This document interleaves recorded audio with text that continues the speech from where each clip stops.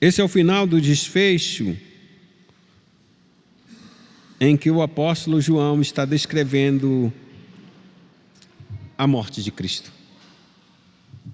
Ele termina no verso de número 30, dizendo aquilo que Jesus viu e depois morreu.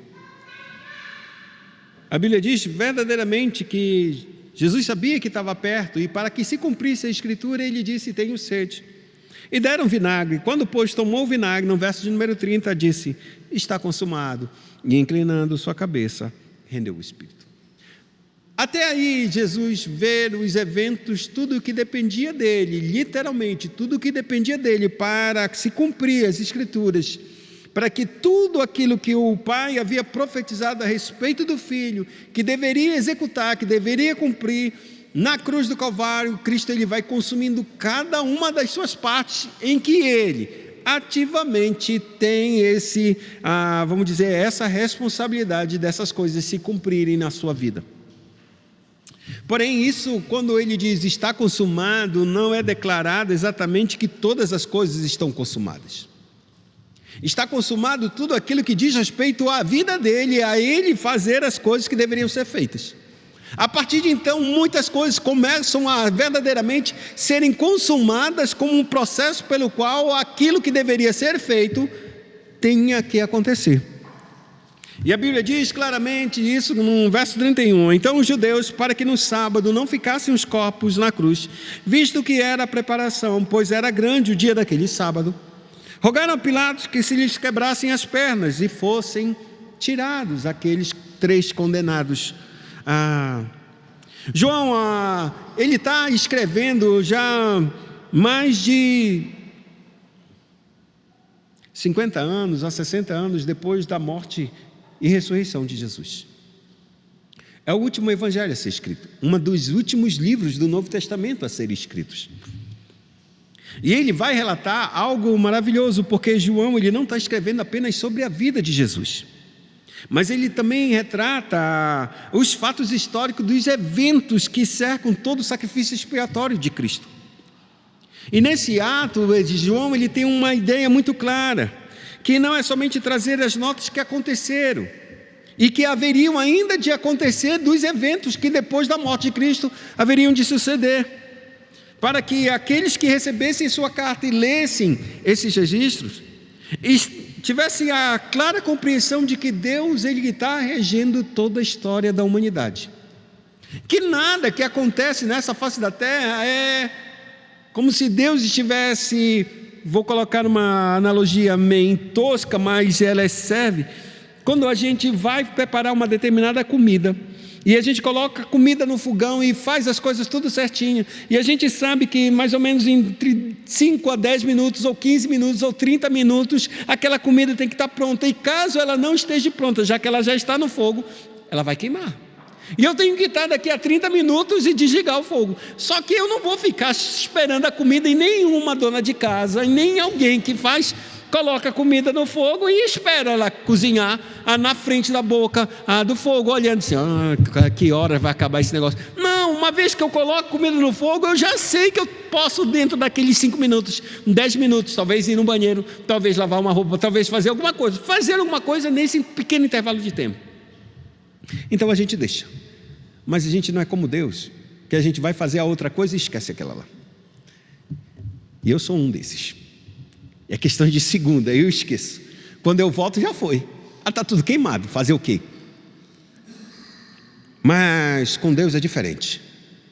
Ele sabe exatamente as coisas que ele tem que fazer e a hora que fazer, e todas as coisas acontecem exatamente no tempo determinado por Deus. Quando Deus coloca uma coisa preparando e vai para outro lugar, ele não esqueceu aquela coisa, ele termina aquilo que ele está deixando para lá, para que o rumo dos eventos aconteçam e ele continua fazendo uma outra coisa. Então quando ele retorna, ele apaga tranquilamente o fogão, porque tudo está pronto e preparado. O que João ele vai relatar aqui não é só sobre a vida de Jesus, mas que todos os acontecimentos que vão se suceder na vida de Cristo têm a mão poderosa de Deus regendo todas as coisas, regendo o rumo das histórias, e a própria história e os próprios pecados dos homens é providência de Deus para cumprir o propósito que Deus determinou. De maneira que agora João ele vai esclarecer algo muito importante para nós a respeito da morte de Cristo.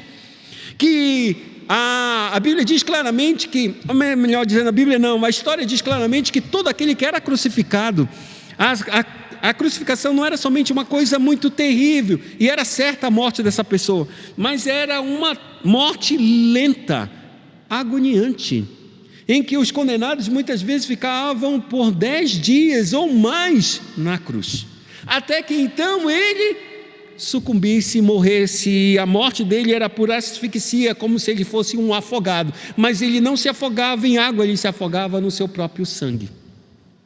A cruz era tão terrível e tinha uma certa sarcástico, uma ironia muito forte, que ele pendurava o crucificado no madeiro e colocava uma base nos seus pés, para que quando ele arriasse o corpo e pressionasse o seu pulmão, o seu tórax, e faltasse ar, ele pudesse se apoiar naquele que está na base do seu pé e erguer um pouco o seu corpo para então aliviar essa caixa torácica e poder respirar.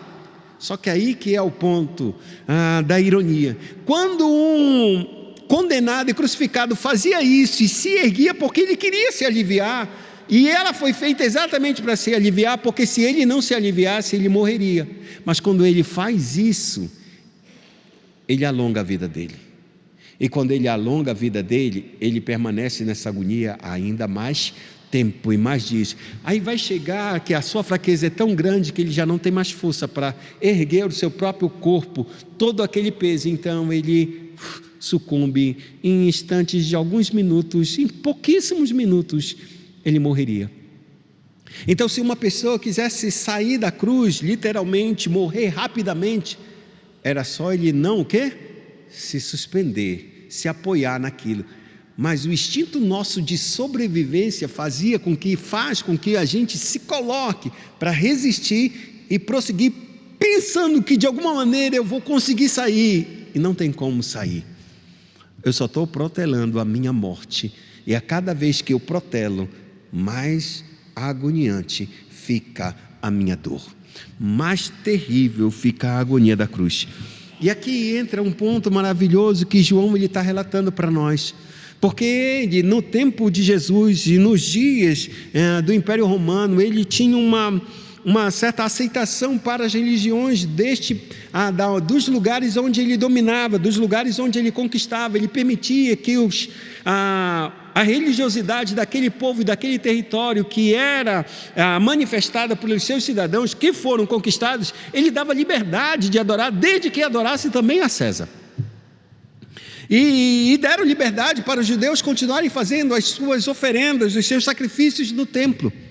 E a Escritura diz claramente, por honrar essas tradições ou essa religiosidade dos judeus, quando chegava em períodos de festividades judaicas que eram grandes, e não eram muitas, eram apenas 3 vezes ao ano, pelo menos as principais festas do calendário judaico, que é a Páscoa, Pentecostes e a Festa dos Tabernáculos. Essas 3 festividades que reunia milhares e milhares de judeus em torno de Jerusalém, fazia com que as pessoas não podiam ser contaminadas para poderem participar desses ritos.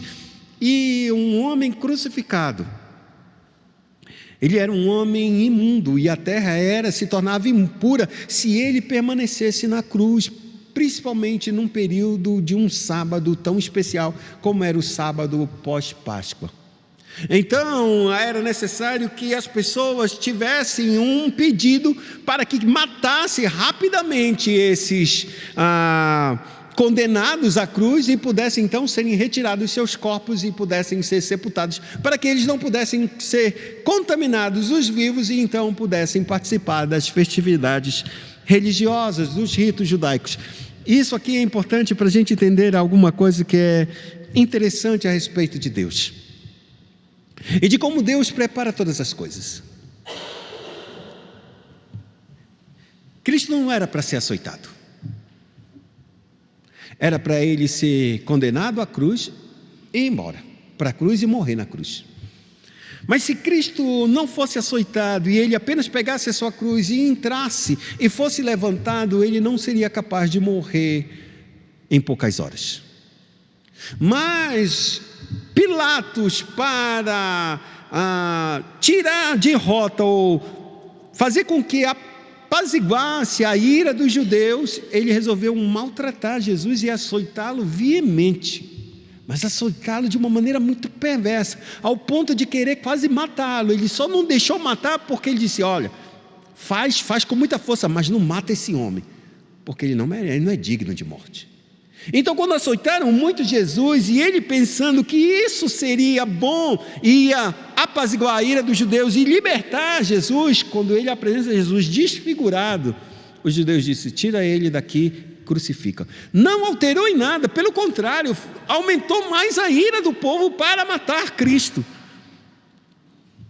Só que com essa decisão de Pôncio Pilatos, muito do sangue de Cristo foi derramado ali, naquele martírio, naquele flagelo, de maneira que Cristo não conseguiu nem andar com a própria cruz. Ele pegou a cruz, levantou e foi até a porta, um portão de entrada de Jerusalém, onde se dava para a rua ou para o caminho em que ele deveria ser crucificado. Ali naquele portal ele já não tinha mais forças, e a Bíblia declara que ele cai com a cruz. E sabendo os soldados e vendo o estado que não tinha condições nenhuma desse condenado, Cristo Jesus, conseguir continuar carregando a sua própria cruz, ele obriga um homem chamado Simão Cirineu a carregar a cruz no lugar dele. E o Império Romano, ele tinha essa prerrogativa de obrigar qualquer cidadão a fazer isso, a caminhar 1 milha com os equipamentos dos soldados. Por isso que Jesus chega a dizer ao ponto de: se alguém te obrigar a andar 1 milha, vai 2. Porque era essa obrigação. Quando ele via um grupo de judeus caminhando do Império Romano, que era escravizados por ele, e os soldados com todo aquele equipamento, a lei romana dizia que eles eram obrigados e podiam pedir para qualquer um cidadão que não fosse romano a levar todo o equipamento deles, mas se podia fazer isso por 1 milha. E Jesus disse: quem te obrigar a andar 1 milha, vai com 2. O que Cristo estava mostrando era que o coração nosso é um coração de servo. A gente não faz por obrigação, a gente faz por amor.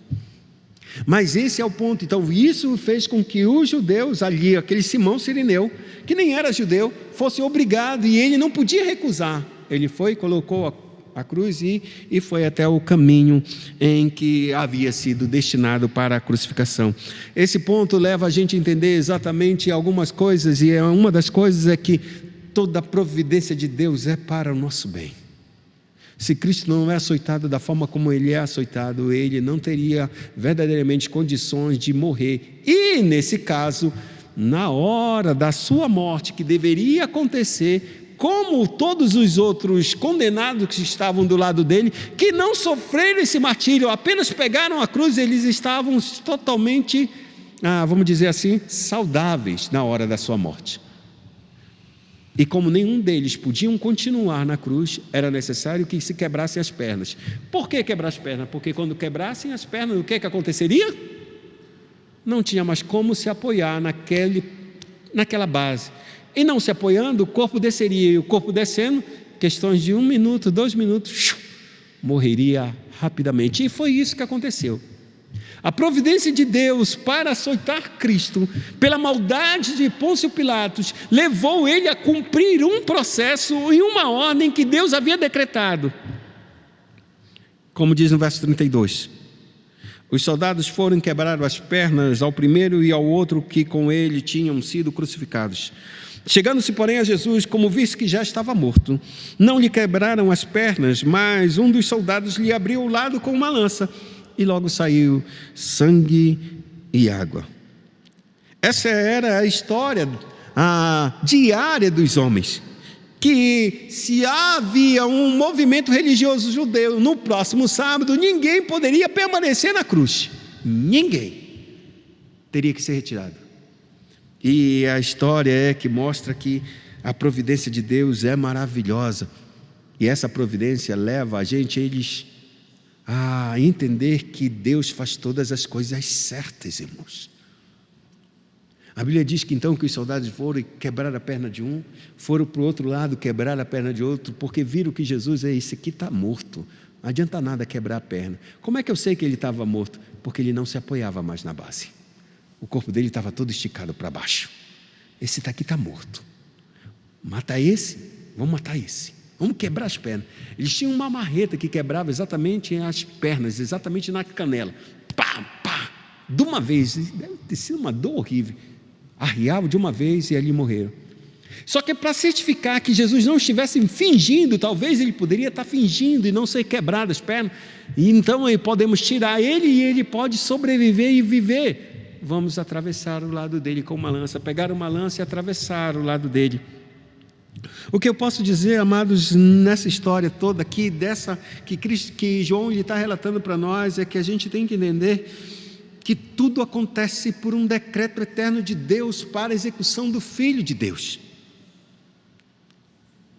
E a providência do Senhor foi tão grande, tão maravilhosa, que isso vai se cumprindo em cada uma das partes da crucificação, em que quando Cristo ele diz que estava consumado, as coisas ainda vão estar mais ainda sendo consumadas, a partir do momento que ele morre, os processos de profecia, de cumprimento dessas profecias vão como se fosse, vamos dizer assim, vão se sobrepondo uns sobre as outras e construindo o decreto real e eterno de Deus, mostrando quão grande é o amor de Deus sobre as nossas vidas. Jó, ele entende muito bem isso, quando ele é verdadeiramente provado por Deus e na sua dor, no seu sofrimento, na sua aflição, ele expressa um decreto de Deus, uma certeza absoluta daquilo que Deus é. Bem sei eu que tudo podes, e que nenhum dos teus planos, dos teus propósitos podem ser frustrados. Ele vai entender isso na sua maior dor, no seu maior sofrimento, na sua maior angústia, quando ele tem uma visão clara de quem Deus é e como Ele é soberano sobre todas as ações desse mundo, e que tudo o que acontece nesse mundo não é por acaso, é por uma ordenança de Deus e pela providência de Deus. Não que Deus empurre o homem para fazer uma coisa, o homem faz aquilo que ele faz do seu coração. Deus não obriga a gente a pecar, nem tampouco obriga a gente a fazer o bem. É do nosso coração que fazemos uma coisa ou outra, mas é do nosso coração. E Deus providencia esses cursos para verdadeiramente estabelecer o seu plano e o seu decreto e mostrar que Ele tem todas as coisas em suas mãos. E aqui mostra mais uma vez que o olhar de João, quando ele contempla a cruz, não é um olhar somente de um testemunho ocular, de que está vendo todos os eventos da sua história na sua frente. Ele é um testemunho desde o início ao final, desde o início em que Cristo verdadeiramente ele é aprisionado no jardim, desde o dia em que Cristo ele sai do cenáculo onde ele comeu e instituiu a ceia do Senhor. Ele sai e a Bíblia declara que ele vai para o jardim, e dali a Bíblia declara que ele é preso ali no Getsemane, ele é levado para a casa de Caifás, e João ele está seguindo, ele está olhando, ele está observando. Em seguida ele é julgado ali, ou interrogado por Caifás. Depois Caifás manda ele para Anás, que é como se fosse estabelecesse o sinédrio ali. Depois, já no final, no início da manhã cedinha, ele é colocado no pretório para Pilatos estabelecer o julgamento e então condená-lo tanto ao açoite quanto à crucificação, que acontece ao meio-dia, e ele fica até as 3 horas da tarde. Tudo isso João ele está vendo com os seus olhos. Nenhuma desses eventos ou dessas cenas foi de alguém que contou para ele, ele viu pessoalmente. Ele viu quando Cristo ele morre, ele viu quando os soldados quebraram as pernas de um lado e do outro criminoso, e viu quando o soldado traspassou o seu lado. Isso mostra que João ele fala algo para nós, e de uma maneira que ele não é somente um historiador dizendo isso para nós. Ele diz no verso 35, aquele que isto viu testificou, sendo verdadeiro o seu testemunho, e ele sabe que diz a verdade, para que também vós creais. Ele quer mostrar para nós que nós devemos crer no seu testemunho, porque ele viu isso acontecer diante dos seus olhos, e o seu testemunho é verdadeiro porque eu estava ali. E ele exorta os seus leitores e nós hoje exatamente a acreditar em tudo aquilo que Cristo fez, em tudo aquilo que aconteceu com ele, não somente na sua vida, não somente quando ele bradou e disse: Pai, nas tuas mãos entrego o meu espírito, mas a partir de então dos eventos que acontecem após a sua morte. Porque João, ele não é somente uma testemunha desses eventos, ele não quer ser só um historiador contando uma história. Ele é um profeta de Deus. E como um profeta, ele vai interpretar a história desses eventos que ele viu com seus próprios olhos. E ele vai interpretar como um profeta à luz da palavra de Deus, de tudo aquilo que ele vê. E ele faz exatamente isso. Ele traz o evento histórico e então interpreta segundo a palavra de Deus, mostrando que a palavra de Deus tem primazia ou verdadeiramente conduz a todos esses eventos. Porque no verso 36 ele diz: isto aconteceu para se cumprir a Escritura. Veja que quando Jesus ele estava bradando e ele sabia que tudo já havia sido consumado, ele diz: para se cumprir a Escritura, Jesus disse: tenho sede. E deram vinagre para ele, e se cumprindo a Escritura, que na minha morte, na minha dor, no meu sofrimento, quando eu pedi água, me deram vinagre. A Escritura se cumpre exatamente com os eventos que nós mesmos fazemos, do nosso próprio coração entregamos. E aí Cristo então ele declara: está consumado, em Pai, nas tuas mãos entrego o meu espírito. Jesus morre. Só que João ele começa a trazer exatamente essa imagem de todos os eventos que começam a acontecer após a morte de Cristo, com um pano de fundo maravilhoso da palavra de Deus se cumprindo, mesmo que Cristo já esteja morto. O processo da palavra de Deus vai acontecendo. E é nesse texto que João ele vai mostrar para nós que Jesus, duas coisas que ele é. Ele é verdadeiramente o Cordeiro de Deus. E em segundo lugar, ele é perfeitamente justo. Como Cordeiro de Deus, ele não poderia de forma nenhuma ser quebrado nenhum dos seus ossos. Nenhum dos ossos do Cordeiro era para ser quebrado. Porque o próprio Deus falou a Moisés, no livro de Êxodo, quando eles saíam, quando eles estavam ainda na terra do Egito e celebraram a primeira Páscoa. Deus, o Senhor, falou a Moisés e Arão e disse a eles: esta é a ordenança da Páscoa. O cordeiro há de ser comido numa só casa. Da sua carne não levareis para fora da casa, nem lhe quebrareis nenhum osso. O cordeiro era necessário que aquela casa fosse assado e fosse comido completamente, não sobrasse nada. E se sobrasse alguma coisa, no outro dia ele deveria ser queimado e destruído completamente. Ou seja, não poderia haver resto do sacrifício de Jesus. O que dava a entender exatamente que o sacrifício dele era de uma vez por todas. Ou a gente come o sacrifício de Jesus e recebe ele completamente, sem nenhum mais acréscimo de qualquer coisa, ou ele não será suficiente para nós. E aqui, quando Cristo não é quebrado os seus ossos, ou as suas pernas nesse caso, ali João ele está relatando exatamente que ele é o Cordeiro de Deus.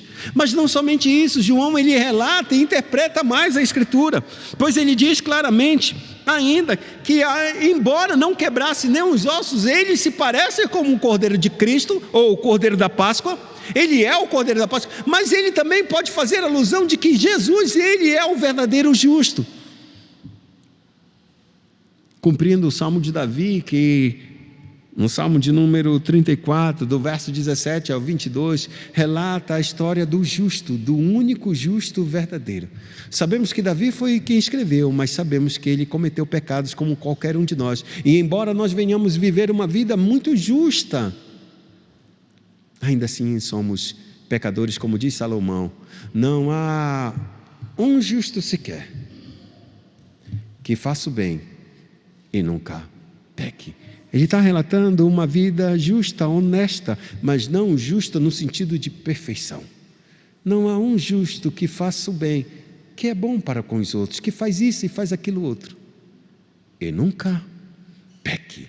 O fato de nós nunca ser verdadeiramente impossível de nós não praticarmos o pecado leva a nossa vida à injustiça E é exatamente isso que leva-nos à morte.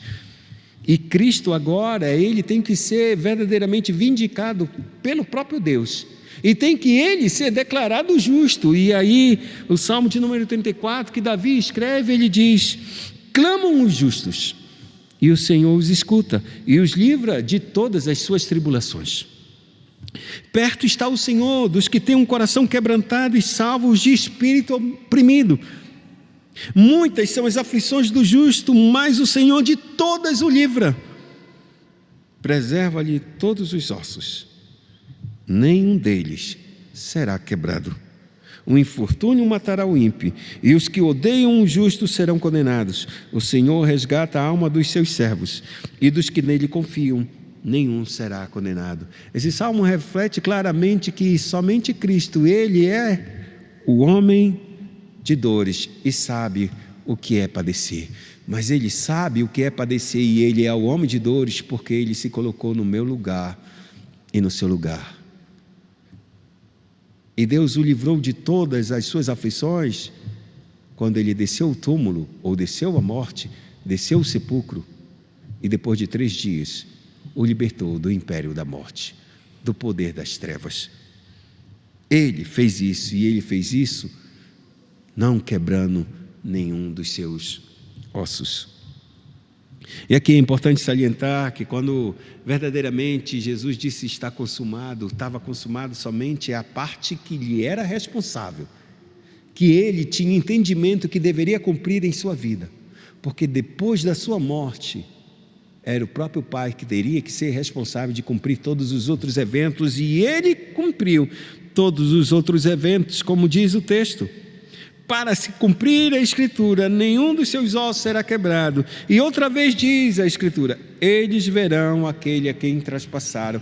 E ele está falando de uma profecia de Zacarias, que olhariam para aquele que é o Redentor, e que quando voltasse, veriam aquele que traspassaram. Ou seja, Cristo na cruz do Calvário estava morto pela cruz, não pela lança. Mas para certificar que ele estava morto, um soldado atravessou o seu lado, e a Bíblia diz que saiu sangue e água. Depois disso, verso de número 38, José de Arimateia, que era discípulo de Jesus, ainda que ocultamente, pelo receio que tinha dos judeus, rogou a Pilatos lhe permitisse tirar o corpo de Jesus. Pilatos lhe permitiu. Então foi José de Arimateia e retirou o corpo de Jesus. E também Nicodemos, aquele que anteriormente viera ter com Jesus à noite, foi levando cerca de 100 libras de um composto de mirra e aloés.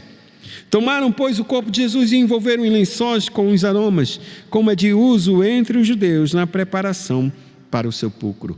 O que João agora ele começa a relatar é exatamente algo maravilhoso. Cristo morreu. Enquanto Cristo estava vivo, 2 personagens aparecem nas Sagradas Escrituras. E todos 2, eles têm vergonha de Cristo, eles têm vergonha de apresentar e demonstrar a sua fé. Um é José de Arimateia, que a Bíblia diz claramente, ele era discípulo de Jesus, mesmo que ocultamente, ou seja, eu acredito em Jesus, eu sei que ele é Jesus, mas por causa dos judeus, ele vai dizer, não sei, talvez, quem sabe, alguma coisa, talvez seja um homem bom, talvez seja um impostor, eu não sei muito bem direito. Não, José de Arimateia, toma a tua decisão, o que é que tu pensa a respeito disso? Não, eu não sei, mas no fundo do seu coração ele acreditava, mas ele tinha vergonha de Jesus por causa dos judeus. O outro também, da mesma forma, Nicodemos, que aparece no Evangelho de João, no capítulo número 3, ele diz que ele vai encontrar com Jesus às escondidas, à noite, para que ninguém visse ele, um rabino importante, se encontrando com aquilo que os judeus diziam, um falso profeta, um falso mestre, um homem impostor. Mas ele acreditava em Jesus, e acreditava ao ponto de ele dizer, Senhor, sabemos que ninguém, que tu és a parte de Deus, porque ninguém pode fazer o que tu fazes, se Deus não for com ele. Ele tinha certeza, mas ele tem uma posição. José de Arimateia é rico, Nicodemos tem uma posição religiosa, todos 2 muito bem importantes e influentes na sociedade. Os judeus estão dizendo, esse homem é impostor, quem se encontrar com ele, quem declarar alguma coisa contra ele, ou a favor dele, está eliminado do nosso círculo, da nossa sociedade. Então, eles não queriam participar disso, ser colocados de escanteio. Por isso ele é um discípulo oculto, José de Arimateia, e Nicodemos se encontra com Jesus à noite, nas sombras, na escuridão. O medo deles é: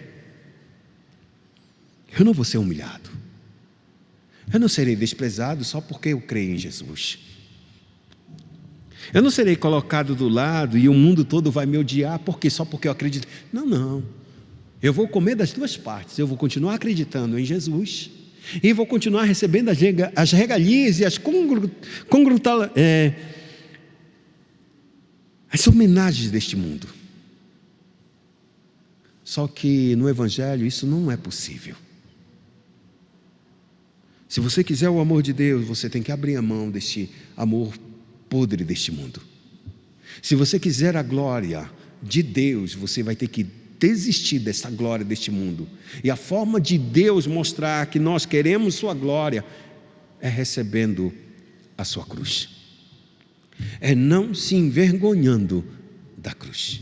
Como disse o apóstolo Paulo: eu não me envergonho do Evangelho, que é a cruz de Cristo, porque ele é o poder de Deus para a salvação de todo aquele que nele crê. Mas agora Cristo morreu. E quando Cristo morreu, uma coisa muda no coração de José de Arimateia e Nicodemos. Ele morreu. A gente não fez o que deveria ser feito. A gente não se manifestou como nós deveríamos. Nós temos responsabilidade nessa morte porque somos membros desse sinédrio. Nós deveríamos dizer: não, ele não deve morrer. Não, nós deveríamos lutar por ele. Que eles não fizeram. Eles se ocultaram por causa das regalias e dos privilégios que tinham. Mas agora, com a morte de Cristo, eles se levantam e têm ousadia para vir e pedir a Pôncio Pilatos: me dar o corpo de Jesus, porque ele já está morto. E Nicodemos da mesma forma disse: vem, eu estou trazendo 100 litros de mirra, de aloés, um grande perfume, cerca mais ou menos de 30 quilos de unguento, irmãos. Nós iremos pegar este homem, nós iremos levar este homem, nós iremos preparar o corpo deste homem. E não importa o que os judeus vão dizer, se nós iremos perder a nossa posição, se nossa reputação cairá no lixo.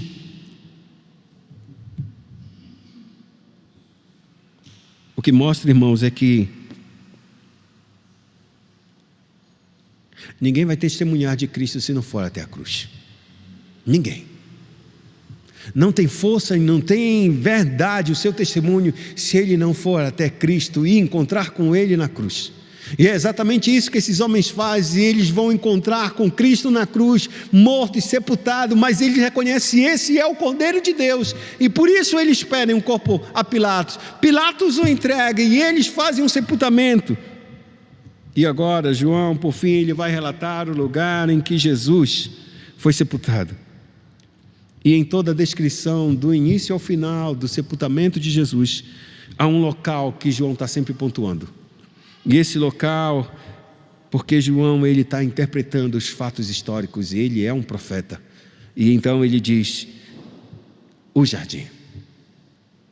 O jardim tem sido visto desde o Getsêmani. Logo que Jesus sai do cenáculo, comeram a Páscoa, instituiu a ceia. A Bíblia declara que Jesus, tendo dito estas palavras, saiu juntamente com os seus discípulos para o outro lado do ribeiro do Cedron, onde havia um jardim, e ali entrou com ele. João 18, verso 1. Ali Jesus começa a entrar exatamente no jardim. Mas por que João está falando sobre isso? Porque João ele começa a ligar exatamente que Jesus está substituindo o homem. E aonde o homem caiu? Caiu no jardim. Ele foi expulso no jardim, e desde aquele dia ele não retornou para o paraíso de Deus, ao jardim do Éden. Ele foi expulso, pecado, e ele fugiu da presença de Deus. Ele não se encontrou com o Senhor. O Senhor foi até ele e declarou a sentença sobre ele, mas não uma sentença somente de morte, mas uma sentença de misericórdia, de restauração, que um homem viria, o descendente da mulher, esmagaria a cabeça da serpente, mas essa serpente feriria o seu calcanhar. E então só depois da promessa de redenção a este homem, Deus expulsou Adão e Eva do paraíso. Agora Jesus é diferente.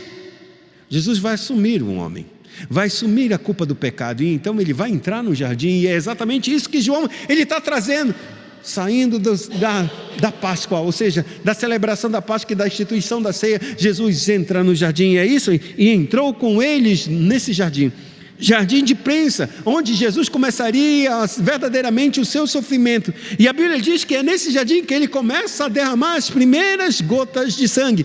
Sangue esse que foi misturado com o seu suor, porque a Bíblia diz: do suor do teu rosto comerás, do suor do teu rosto comerás, porque a terra produzirá cardos e espinhos, e abrolhos. Ela não dará mais a sua substância, ela não dará mais a maravilhosa graça de Deus, dando tudo que era de bom e do melhor.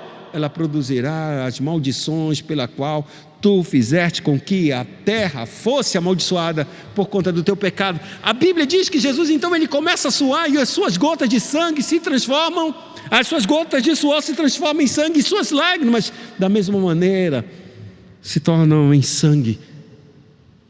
Ele está recebendo a maldição, ele está recebendo o peso do pecado, ele está voltando ao jardim. E ele volta ao jardim como o último Adão, ou na palavra de Paulo, como o último homem. E este homem que está voltando, ele está indo para encontrar com Deus, não como filho pródigo, me dá um abraço, não, ele está indo para receber a sentença de morte. Ele não está fugindo como Adão fez, fugindo da sentença, se escondendo atrás de um arbusto. Pelo contrário, Jesus ele se levanta e vai para a luz, como mesmo João diz: quem vocês estão procurando? Nós estamos procurando Jesus o Nazareno. Sou eu, estou aqui. Se não estão procurando a mim, deixam estes homens em paz, deixam eles irem, porque é a mim que buscais, me prendam. É isso que Jesus ele vai enfrentar a sentença de Deus. Ele entra no jardim, não, irmãos, para passear, não para se alegrar com Deus, mas para tomar o lugar que Adão fugia e se escondia da sentença pelos pecados, por medo de ser punido.